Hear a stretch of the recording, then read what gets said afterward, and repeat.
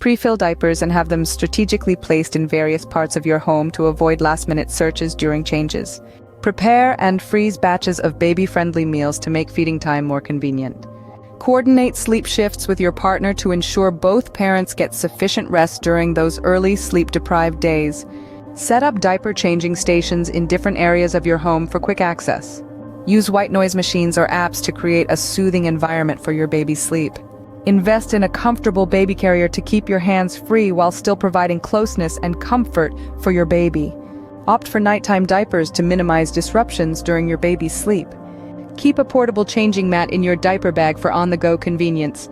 Sort baby clothes by size and store them in labeled bins for easy access as your little one grows. Assemble a baby emergency kit with essentials like wipes, extra clothes, and pacifiers for outings. Stock up on one-handed snacks for yourself as multitasking becomes a valuable skill.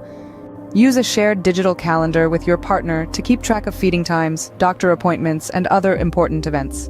Remember, every baby is unique, so be flexible and find what works best for your family.